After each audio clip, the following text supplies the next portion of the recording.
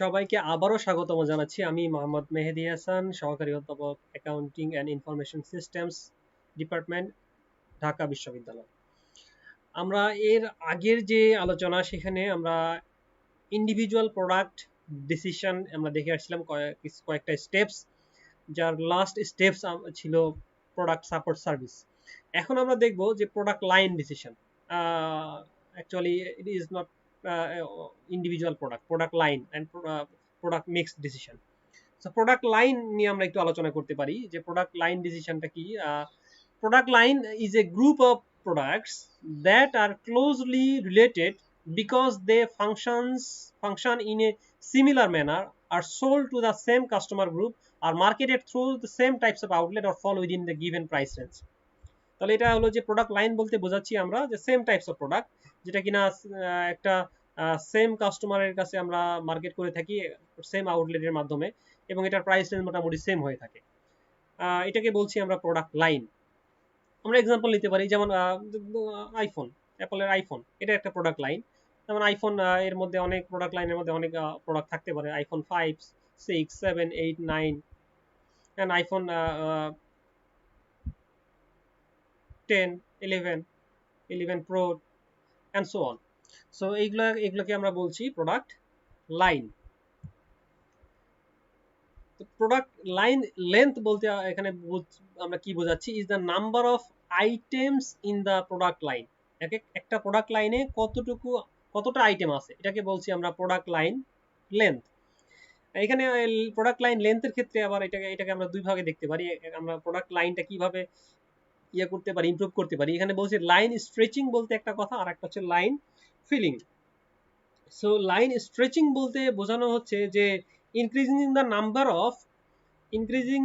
number of product within an existing product range with similar product। হ্যাঁ, similar types of product দিয়ে এটা number of প্রোডাক্টকে add করা, বা এটাকে আমরা কি বলবো, এটাকে রিমুভ করা, similar type of product. So এটাকে বলছে লাইন স্ট্রেচিং। লাইন স্ট্রেচিং এর ক্ষেত্রে একটা হচ্ছে যে এখানে মূলত ধরে নেন যে আমরা লো কোয়ালিটি প্রোডাক্ট, আমরা আমাদের প্রোডাক্ট লাইনে যে প্রোডাক্টগুলো উৎপাদন করি সেটা হচ্ছে লো কোয়ালিটি প্রোডাক্ট। তো সেখান থেকে আমরা লাইন স্ট্রেচিং করতে পারি হাই কোয়ালিটি প্রোডাক্টে। আবার অন্যদিকে আমাদের তো সে ফর এক্সাম্পল আমরা হাই কোয়ালিটি প্রোডাক্ট প্রডিউস করি, আমাদের প্রোডাক্ট লাইনে যত প্রোডাক্ট আছে similar types of product, they are high quality. আমরা সেখান থেকে লো কোয়ালিটি প্রোডাক্ট বা লো প্রাইস প্রোডাক্ট আমরা করতে পারি। অন্যদিকে আমরা এভাবে চিন্তা করতে পারি, হাই প্রাইস প্রোডাক্ট আমরা প্রডিউস করি, আমাদের প্রোডাক্ট লাইনের সব প্রোডাক্ট হাই প্রাইস, আমরা সেই সেম টাইপস অফ প্রোডাক্ট আমরা লো প্রাইসে আমরা দিতে পারি, লো কোয়ালিটিতে। অথবা আমরা লো প্রাইসে প্রোডাক্ট সেল করতাম, আমরা এখন হাই প্রাইসে প্রোডাক্ট সেল করবো। সো এটাকে বলছি আমরা line stretching. For example Dove, এটা high price product. So Dove যদি সেই কোম্পানি যদি লো কোয়ালিটি বা লো প্রাইসে আরো কোনো সাবান নিয়ে আসে, তাহলে এটাকে আমরা বলবো লাইন স্ট্রেচিং। আর অন্যদিকে লাইন ফিলিং বলতে আমরা বোঝাচ্ছি যে অ্যাডিং মোর আইটেম, বাট এই same types of concept, but এখানে ব্যাপারটা হলো যে অলমোস্ট সেম, এবং প্রাইস রেঞ্জ থাকবে, খুব একটা ডিফারেন্স থাকবে না। যেমন সার্ফ এক্সেল, এটাও একটা ডিটারজেন্ট, এটা সেম টাইপস অফ ডিটারজেন্ট আবার আনতে পারে, এনেছে, সেটা হচ্ছে সার্ফ আলট্রা। তো সেম টাইপস অফ প্রোডাক্ট, খুব একটা প্রাইসেরও খুব একটা পার্থক্য নাই। সো এটাকে আমরা বলছি লাইন ফিলিং। সো আশা করি আমরা লাইন স্ট্রেচিং এবং লাইন ফিলিংটা বুঝতে পেরেছি। এখন আমরা যেটা দেখতে চাচ্ছি সেটা হচ্ছে প্রোডাক্ট মিক্স।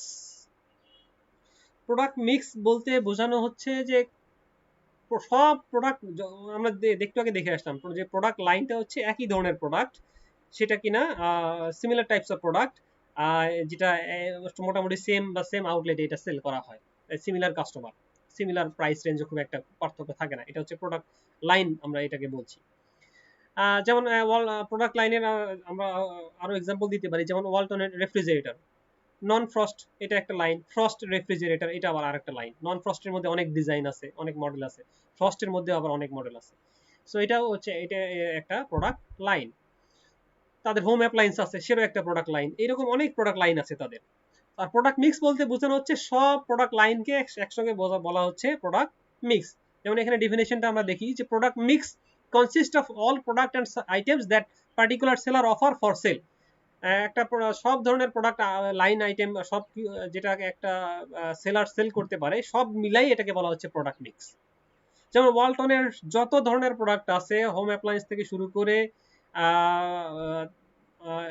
আরো অন্যান্য কিচেন অ্যাপ্লায়েন্স থেকে শুরু করে আরো ইলেকট্রনিক আইটেম আছে, ইলেকট্রনিক লাইন আছে, সব কিছুকেই একসঙ্গে আমরা বলছি, সব প্রোডাক্ট একসঙ্গে আমরা এটাকে সবগুলোকে একসঙ্গে আমরা যদি আনি এটাকে বলছি আমরা প্রোডাক্ট মিক্স।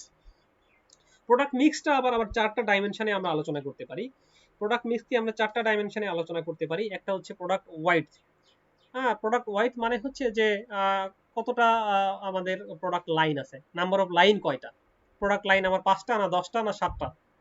যেমন অ্যাপলের প্রোডাক্ট লাইনগুলো আমরা যদি দেখি, অ্যাপলের নর্মালি আইপড এটা একটা প্রোডাক্ট লাইন, আইফোন এটা একটা লাইন, আইপ্যাড এটা একটা প্রোডাক্ট লাইন, আবার ম্যাকবুক আইম্যাক এটা একটা প্রোডাক্ট লাইন। এর আন্ডারে আবার অন্যান্য বিভিন্ন প্রোডাক্ট আছে।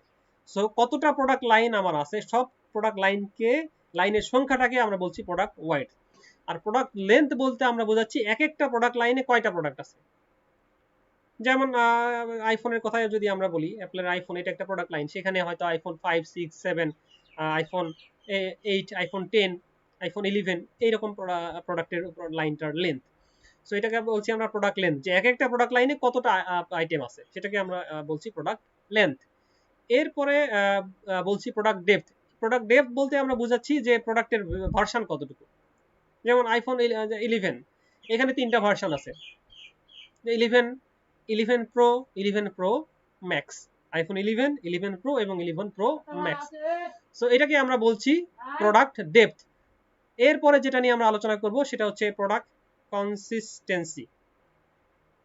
সেটা হচ্ছে যে আমরা আমাদের প্রোডাক্ট আমরা যে দেই সেটা আসলে আমাদের কতটুকু কনসিস্টেন্টলি বিভিন্ন ডিস্ট্রিবিউশন মেথড বা এইসব প্রোডাক্টের কতটুকু সিমিলারিটি মেনটেন করে আমরা প্রোডাক্টটাকে সেল করতে পারি, এটাকে বলছি আমরা প্রোডাক্ট কনসিস্টেন্সি। সো এরপরে যে বিষয়টা নিয়ে আমরা আলোচনা করব সেটা হচ্ছে সার্ভিস মার্কেটিং। সার্ভিস মার্কেটিং, এখানে যদি আমরা দেখি যে সার্ভিস মার্কেটিং এর ক্ষেত্রে নর্মালি 3 ধরনের প্রতিষ্ঠান আছে যারা সার্ভিস আমরা সেখান থেকে পেয়ে থাকি। একটা হচ্ছে গভর্নমেন্ট, সরকারের কাছ থেকে আমরা বিভিন্ন ধরনের সার্ভিস পেয়ে থাকি, যেমন আমরা ন্যাশনাল আইডি কার্ড পেয়ে থাকি, পাসপোর্ট পেয়ে থাকি, বা বার্থ সার্টিফিকেট পেয়ে থাকি, ডেথ সার্টিফিকেট পেয়ে থাকি। এইসব কিছু হচ্ছে গভর্নমেন্ট আমাদেরকে সার্ভিস দেয়। আরো হইতে পারে private not for profit organization, যেটা যারা প্রফিটের জন্য, চ্যারিটেবল অর্গানাইজেশন হতে পারে যারা প্রফিটের জন্য কাজ করে না, সেখান থেকে আমরা সার্ভিস পেয়ে থাকি। এবং আরো যেটা হয় সেটা হচ্ছে বিজনেস সার্ভিস, যারা ব্যবসার জন্য সার্ভিস দিয়ে থাকে, তো এটাকে আমরা বলি বিজনেস সার্ভিস।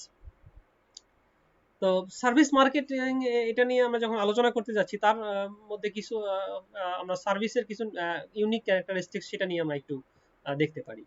এখানে সার্ভিসের আমরা যদি দেখি যে সার্ভিসের 4টা ইউনিক ক্যারেক্টারিস্টিক্স আছে, সেটা হচ্ছে service is intangible, variable, inseparable and perishable. So আমরা একটা একটা করে দেখি যে এই ইউনিক ক্যারেক্টারিস্টিক্স গুলো কি কি। সার্ভিসটাকে আমরা বলছি intangible, cannot be seen, tested, felt or heard, smell before purchase.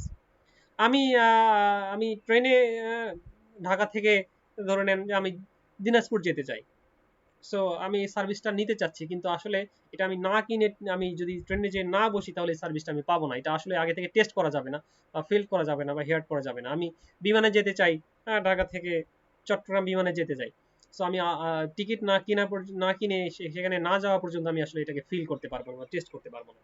So এটাকে বলা হচ্ছে ইনটেনজিবিলিটি। সেকেন্ড ওয়ান হচ্ছে, এটা হচ্ছে ভেরিয়েবিলিটি। ভেরিয়েবিলিটি বলতে আমরা বোঝাচ্ছি যে quality of service depend on who provides them and when and where and how. এটা ডিপেন্ড করে, পার্সন টু পার্সন সার্ভিসটা ডিপেন্ড করে। আমি আজকে বিমানে গেলাম, আমি যে সার্ভিসটা পাবো, আবার কালকে ফিরে আসলাম বা কালকে আবার গেলাম, সেম টাইপস অফ সার্ভিস আমি এক্সপেক্ট করতে পারি না, কারণ এটা ভেরিয়েবল, এটা একটা ফ্যাক্টর। কারণ যে সার্ভিসটা দিচ্ছে তার উপরে কিভাবে দিচ্ছে, কখন দিচ্ছে, এইসব ফ্যাক্টর গুরুত্বপূর্ণ ভূমিকা পালন করে যে আমি কতটুকু আমি এই সার্ভিসটাকে পেয়ে সন্তুষ্ট হব। সুতরাং এটা একটা ভেরিয়েবল ফ্যাক্টর, এটা ভ্যারি করে। এরপরে যেটা আছে সার্ভিসের আরেকটা ক্যারেক্টারিস্টিক্স, সেটা হচ্ছে ইনসেপারেবল। এটা যে সার্ভিস প্রোভাইডার তার কাছ থেকে সেপারেট করা যাবে না, যেহেতু এটা সার্ভিসটা ডিপেন্ড করে যে সার্ভিস প্রোভাইডার তার উপরে। সুতরাং এখানে আমি বলতে পারবো না যে শুধু সার্ভিস নিব, যে সার্ভিস দিচ্ছে, একটা সার্ভিস অবশ্য দুইভাবে আমরা নিতে পারি, by man or by machine. সুতরাং আমরা মানুষের কাছ থেকে সার্ভিসটাকে আলাদা করতে পারি না, শুধু সার্ভিস নিব যে তা হইতে পারে না। আমরা এটা ইনসেপারেবল, যে সার্ভিস দিচ্ছে তার কাছ থেকে আমরা এটা টোটালি আলাদা করতে পারবো না, তাকে নিয়ে আমাকে এটা চিন্তা করতে হবে যে সার্ভিসটার কোয়ালিটি কেমন হবে, যিনি সার্ভিসটা দিবেন তাকে সহ। এটা প্রোভাইডারের কাছ থেকে আমরা এটাকে আলাদা করতে পারি না। এরপর আরেকটা ফ্যাক্টর হচ্ছে এটা পেরিশেবল। এটা সার্ভিসটাকে স্টোর করে রাখা যায় না, যে আজকে সার্ভিসটা আমি স্টোর করে রাখলাম। যেমন একজন ডাক্তার, ওনার কাছে একজন রোগী আসলো না, উনি বললো যে আজকে আমি সার্ভিসটা স্টোর করে রাখলাম, কালকে দিব, এরকম না, কালকের জন্য আলাদা, আজকের জন্য আলাদা। সুতরাং এটা স্টোর করে রাখা যায় না, এটা একটা বড় একটা ফ্যাক্টর। এরপরে আমরা যদি দেখি যে সার্ভিস ফার্ম, আমরা দেখলাম একটু আগে সার্ভিস ফার্ম মেইনলি 3 ধরনের সার্ভিস ফার্মের কথা আমরা দেখে আসলাম। তো সার্ভিস ফার্মের মার্কেটিং এর ক্ষেত্রে কি কি ফ্যাক্টর আমরা এখানে দেখব, যে ট্র্যাডিশনাল মার্কেটিং স্ট্র্যাটেজি তো থাকবে। In addition to that service firm often require additional strategy. অন্যান্য মার্কেটিং স্ট্র্যাটেজি ছাড়াও এর বাইরেও কিছু স্ট্র্যাটেজি লাগে। যা এখানে কিছু পয়েন্টের কথা বলা আছে: service profit chain, internal marketing and interactive marketing. So আমরা একটু দেখে আসি যেগুলো কি কি। সার্ভিস প্রফিট চেইন, এটা বলছে যে links service farm profits with employee and customer satisfaction. Employee এবং কাস্টমার স্যাটিসফ্যাকশনকে লিঙ্ক করা, এটাকে বলা হচ্ছে সার্ভিস প্রফিট চেইন। এখানে বলছে যে এই চেইনটা সার্ভিস প্রফিট চেইন, যার মাধ্যমে কাস্টমার স্যাটিসফ্যাকশন এবং এমপ্লয়ি এটাকে আমরা লিঙ্ক করে দেই, দুটাকে আমরা এক করে দেই, এটা যোগসূত্র করে দেই। সেটা 5টা চেইন আছে। This chain consist of 5 links, actually 5টা লিঙ্ক আছে। সেই লিঙ্কগুলো কি কি? Internal service quality, satisfied internal প্রতিষ্ঠানের ইন্টারনাল সার্ভিস কোয়ালিটি কিরকম, এটা একটা factor. Satisfied and productive service employee, আমরা এটাকে দেখে আসলাম যে যে এমপ্লয়ি সার্ভিস দিচ্ছে তার উপরে অনেক কিছু ডিপেন্ড করে। সে কিভাবে সার্ভিস দিচ্ছে, সে কি হেসে সার্ভিস দিচ্ছে না মুখ গোমরা করে সার্ভিস দিচ্ছে, সে কি আসলে এটাতে ইন্টারেস্টেড নাকি সে ইন্টারেস্টেড না সার্ভিস দিতে বা এই কাজ করতে। তো এটা একটা বড় একটা ফ্যাক্টর এখানে। আচ্ছা, এরপরে যেটা আছে সেটা হচ্ছে যে satisfied and productive service employee, সেটা দেখলাম। এরপরে গ্রেটার সার্ভিস ভ্যালু, আমি কি কাস্টমারকে যা ভ্যালু সেটা আমি কি গ্রেটার সার্ভিস ভ্যালুটা কি গ্রেটার দিতে পারছি কি পারছি না in comparison to other competitors. এরপরে স্যাটিসফাইড অ্যান্ড লয়াল কাস্টমার আমি কি বিল্ড আপ করতে পারছি কি পারছি না। এইসব যদি আমি করতে পারি তাহলে আমাদের হেলদি সার্ভিস প্রফিট হবে এবং আমরা মার্কেটে অবভিয়াসলি গ্রো করতে পারবো। সার্ভিস মার্কেটিং এর আরেকটা এই যে ব্যাপারটা আমরা দেখে আসলাম সেটা হচ্ছে ইন্টারনাল মার্কেটিং। এটা একটা আমরা একটু আগে দেখে আসলাম। তো এই ইন্টারনাল মার্কেটিং বলতে আমরা কি বোঝাচ্ছি, যে internal marketing means that the service firm must orient and motivate its customer, contract employee and supporting service people to work as a team to provide customer satisfaction. Service provide করার ক্ষেত্রে team work একটা বড় একটা factor এখানে। যদি আমরা শুরু থেকে শেষ পর্যন্ত টিম ওয়ার্কটা ঠিক মতো না হয় তাহলে কাস্টমার ডিসস্যাটিসফাইড হয়ে যাবে। আমি একটা হোটেলে গেলাম যে স্টে করব, সেখানে সব ঠিক আছে, খাবার খারাপ, খাবারের সার্ভিস খারাপ, খাবার ঠিক মতো দিচ্ছে না, টাইমলি দেয় না, খাবারের কোয়ালিটি খারাপ, সুতরাং আমি ডিসস্যাটিসফাইড। সুতরাং যারা সার্ভিস দিবে, এমপ্লয়ি যারা থাকবে, তাদেরকে অবশ্যই মোটিভেট করতে হবে যে you are the employee, you can satisfy our customer, আমার প্রফিটটা ইনক্রিজ করতে পারবেন আপনারাই, কাস্টমারকে বাড়াইতে পারবেন, সুতরাং আপনাদেরকে এই কাজটা সুন্দরভাবে করতে হবে। এটা ভেবে যদি আমরা মোটিভেট করতে পারি দেন আমাদের এটা এই আমাদের প্রফিট অ্যাচিভমেন্টের ক্ষেত্রে অনেক বড় এটা ভূমিকা রাখবে, এবং এটাকে আমরা বলছি ইন্টারনাল মার্কেটিং। অবশ্যই internal marketing must precede external marketing. আগে আমি এক্সটার্নাল মার্কেটিং এ যাব না, আমি আগে নিজের ঘর ঠিক করব, তারপরে বাইরে যাব। এটা হচ্ছে মূল কথা এখানে। আচ্ছা, এরপরে যেটা আমরা দেখতে যাচ্ছি সার্ভিস মার্কেটিং এর আরেকটা পয়েন্ট, সেটা হচ্ছে interactive marketing. So interactive marketing বলছে that means the service quality depends heavily on the quality of the buyer seller interaction. Service যখন আমি কিনতে যাব সেই জায়গায় যে ইন্টারেকশনটা হবে, সার্ভিস এনকাউন্টার যখন হবে সেই জায়গায় যে ইন্টারেকশন সেটার উপর অনেক ডিপেন্ড করে যে একজন কিভাবে ইন্টারেক্ট করছে, সার্ভিসটা আমি কিভাবে দিচ্ছি। সো এখানে সার্ভিস ডিফারেন্সিয়েশন, সার্ভিস কোয়ালিটি এবং সার্ভিস প্রোডাক্টিভিটি, এই বিষয় নিয়ে এই বিষয়গুলো আমাকে মাথায় রাখতে হয়। এরপরে ম্যানেজিং সার্ভিস ডিফারেন্সিয়েশন, এটা একটা সার্ভিস ফার্মের ক্ষেত্রে এটা একটা বড় একটা ফ্যাক্টর, যে আমি সার্ভিসটা কতটুকু ডিফারেন্টলি দিতে পারছি, কতটুকু ভালোভাবে দিতে পারছি, যেটা কিনা আমাদের ইমেজ বিল্ড কোয়ালিটির ক্ষেত্রে, আমার সার্ভিসের ইমেজটার জন্য ইমেজ বিল্ডিং এর ক্ষেত্রে বড় একটা ভূমিকা রাখবে। এরপরে আমি কতটুকু ডিস্টিংটিভ অফার দিতে পারছি, যে আমার অফারটা কতটুকু আলাদা ফ্রম আদার্স, আমি কিভাবে এটা ডেলিভারি করছি, আমার ব্র্যান্ডিংটা কিরকম, আমার সিম্বলস ব্র্যান্ডিংস এটা কতটুকু কাস্টমারের স্যাটিসফ্যাকশনের ক্ষেত্রে ভূমিকা রাখছে, এটাও একটা ফ্যাক্টর। আচ্ছা, এরপরে ম্যানেজিং সার্ভিস কোয়ালিটি, এটা বলছে যে provide a competitive advantage by delivering consistent higher quality than its competitor. আমি যদি সব সময় আমার কম্পিটিটরের কাছ থেকে ভালো কোয়ালিটি সার্ভিস দিতে পারি, তাহলে অবশ্যই আমার ফার্ম অবশ্যই গ্রো করবে, প্রফিট অ্যাচিভমেন্টের ক্ষেত্রে এটা it will play a big role. সুতরাং অবশ্যই আমার চিন্তা করতে হবে যেন কনসিস্টেন্টলি আমি আজকে ভালো সার্ভিস দিব, কালকে খারাপ সার্ভিস দিব, তো সেটা হবে না। কনসিস্টেন্টলি কনসিস্টেন্টলি আমাকে হায়ার কোয়ালিটি দিতে হবে কম্পিটিটরের কাছ থেকে, তাহলেই আমার বিজনেসটা গ্রো করবে এবং মার্কেটে আমরা সাস্টেইন করতে পারবো।